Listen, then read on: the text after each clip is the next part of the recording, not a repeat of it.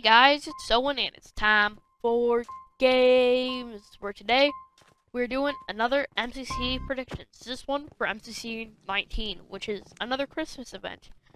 So the teams have just been announced at the recording of this video, and I've been a little sick recently, so if I sound a little different, that's why. And yeah, I mean, let's just get into it.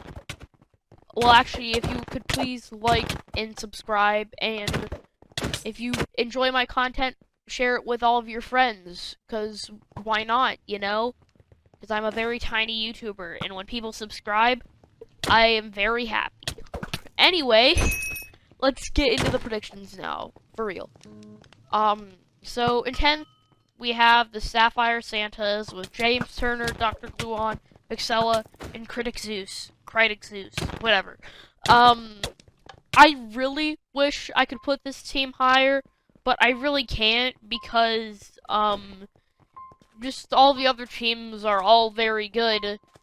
Like, this team, I feel bad for putting them this low, but they're gonna be fun to watch, and, well, yeah, I mean, so all of them are not very good at Minecraft, mainly because they don't really main in Minecraft. They mainly play, like, other games, but, like, yeah, I feel very bad for putting them in 10th, but I don't know where else I would put them, because the other teams are just simply better. I'm sorry, though. Love you guys.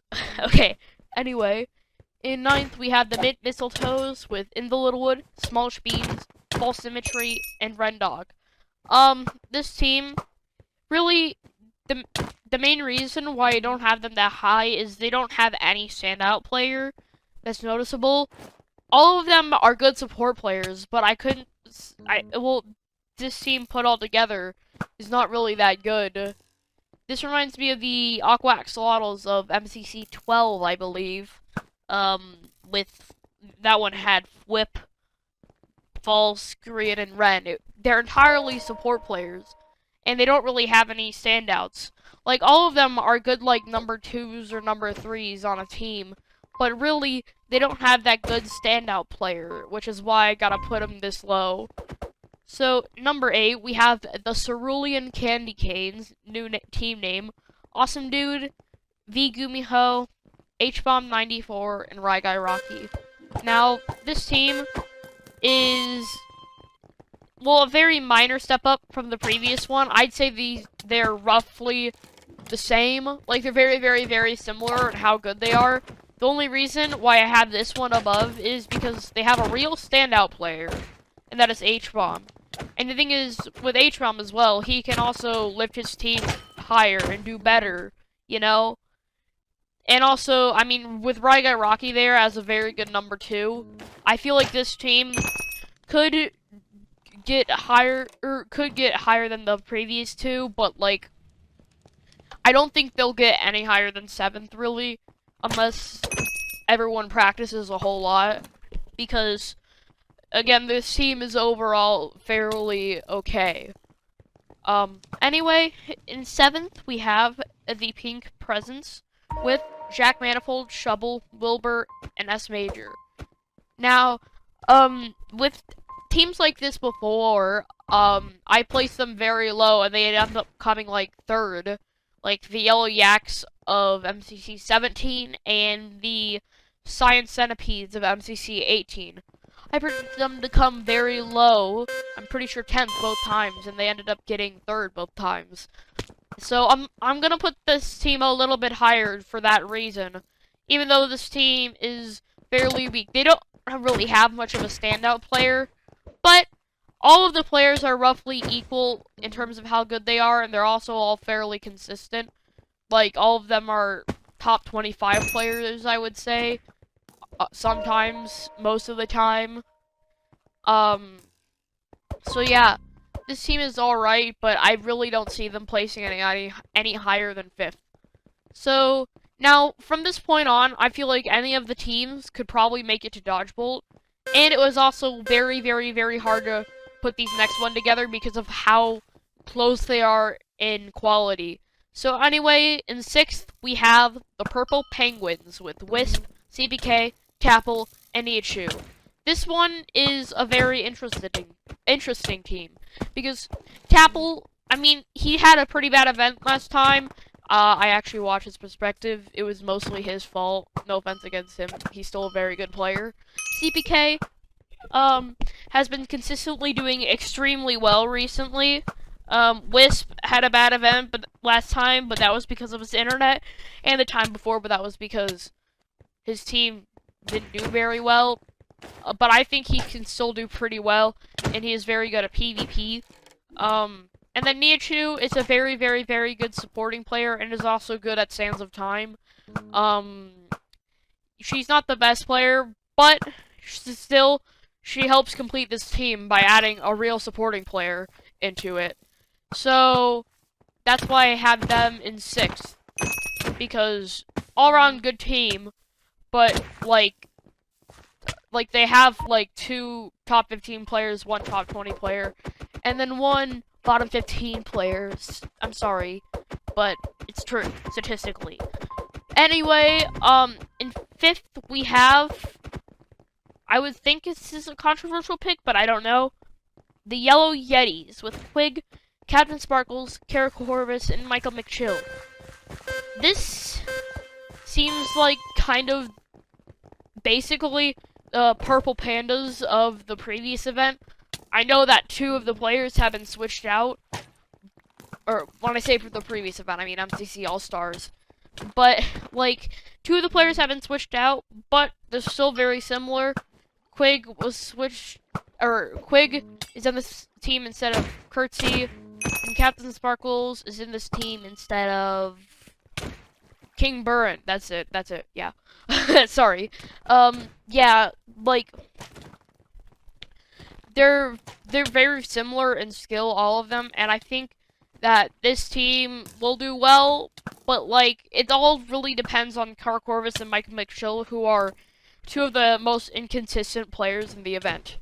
So, anyway, in 4th is a team that I really wish I could place higher, but I just can't. The Gingerbread Men. Yes, the most amazing team name ever. With Green, Solidarity, Pizza Hut, and Gemini Tay. By the way, something that's funny, the Breadmen, yeah, they have the bread man himself, Grain. Anyway, Pizza Hut is the best player in the event, even though he isn't technically, statistically, that's Technoblade, but still, he's the best player in the event, and you can't change my mind.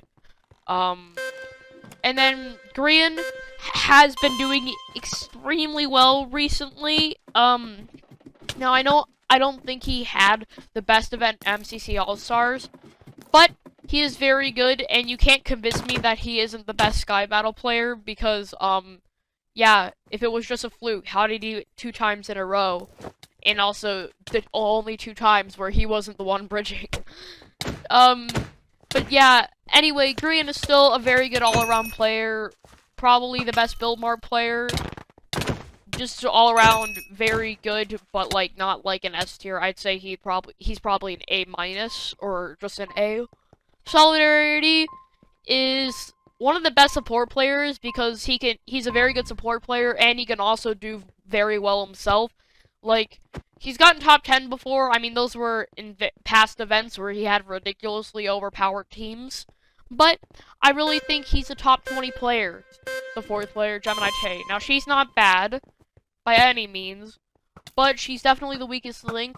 I mean, she can work as a supporting player, definitely. Just looking at the stats, she's the weakest player on this team.